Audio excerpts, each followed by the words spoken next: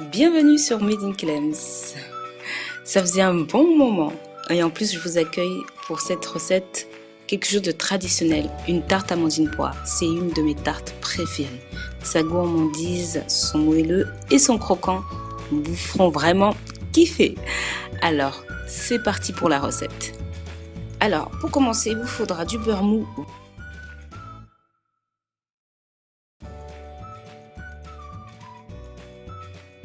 Avec du sucre glace, donc à l'aide d'un robot ou tout simplement d'un fouet, vous allez fouetter jusqu'à ce que vous ayez une texture crémeuse.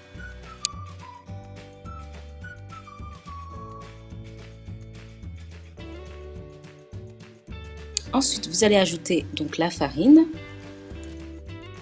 l'amande en poudre que j'ai mixé moi-même. Ça a bien meilleur goût quand vous le faites vous-même. C'est pour ça que vous avez cette couleur foncée puisque ça a été mélangé avec la peau. Ensuite du sel de l'Himalaya, mais vous prenez le sel que vous souhaitez. Et ensuite, vous fouettez. Alors, comme vous avez pu le voir, à part le beurre, il n'y a pas vraiment d'éléments liquides. Donc la pâte est encore sèche.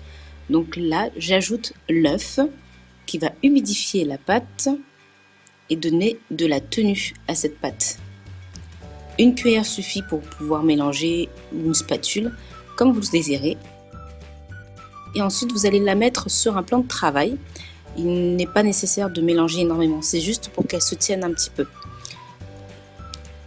Et ensuite, vous allez fraiser cette fameuse pâte. Fraiser, c'est-à-dire que vous allez utiliser le plat de votre main et appuyer. Voilà, ça vous permettra de mélanger la pâte sans trop non plus insister. L'idée, c'est d'avoir quand même une pâte sablée. Ensuite, vous allez la filmer et la mettre au frais pendant une bonne demi-heure afin d'avoir plus de facilité pour l'étaler tout à l'heure. Alors vous inquiétez pas, retrouvez cette recette sur madeinclems.fr, le blog. Vous aurez toutes les mesures. Et n'hésitez pas à me suivre sur les réseaux sociaux, Facebook, Snapchat et Instagram. Ensuite, avec toujours la même chose, du beurre pas vraiment fondu mais mou, mais en tout cas pas dur. Vous allez utiliser également du sucre glace. Et ici, nous allons fouetter jusqu'à ce que nous ayons une texture crémeuse.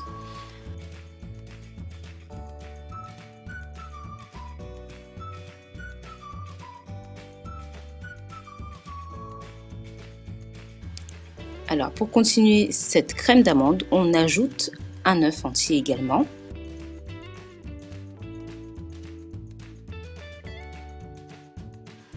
Ensuite, ajoutez la même chose, de la poudre d'amande que j'avais mixée moi-même, mais la poudre d'amande traditionnelle suffit aussi, et de la vanille pour donner un peu de parfum à cette tarte. Vous pouvez aussi utiliser d'autres parfums comme l'eau de fleur d'oranger par exemple. Alors, désolé, l'étape a passé, mais c'était juste le mélange de cette texture. Vous n'avez pas besoin de prendre un fouet, au contraire, plutôt une cuillère. Ensuite, nous allons étaler cette fameuse pâte qui a bien refroidi entre deux pâtes. J'ai dit deux pâtes? Ah non, désolé.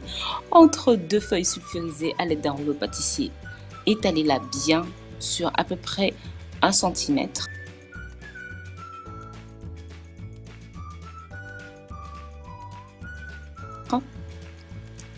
Et ensuite, moi j'ai utilisé un cercle à tarte, mais vous pouvez bien évidemment utiliser aussi un moule à tarte traditionnel. Ce que j'aime bien avec les cercles, c'est que ça vous donne un fini vraiment bien esthétique. C'est vraiment une histoire de goût. Ensuite, vous allez enlever le papier sulfurisé et vous allez foncer la pâte. C'est-à-dire que vous allez essayer de coller au bord toute la pâte pour éviter qu'elle ne retombe. Et ensuite, pour vous faciliter, vous allez utiliser le rouleau pâtissier pour la découper. Et finissez les petits bords qui sont un peu rebelles. Et voilà. Et ensuite, ce que vous allez faire, c'est utiliser bien sûr une fourchette pour donner un peu d'air à cette tarte. Ajoutez-y la crème d'amande.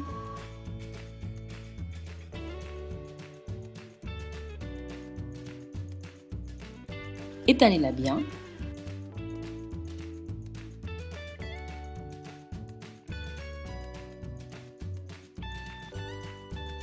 Et ensuite, vous allez disposer des poires en sirop que j'avais déjà prédécoupées et que vous allez former en rosace tout autour sur la tarte.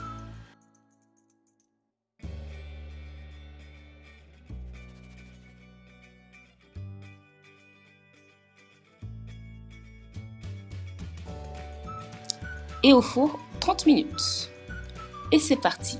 C'est une vraie super bonne tarte. Alors moi j'ai mis un peu de sirop mais c'est pas très visible. Je vous conseille de faire un bon petit sirop un petit peu épais pour avoir une tarte encore plus jolie et plus brillante. Et vous allez voir, c'est un véritable régal. À bientôt pour de nouvelles recettes.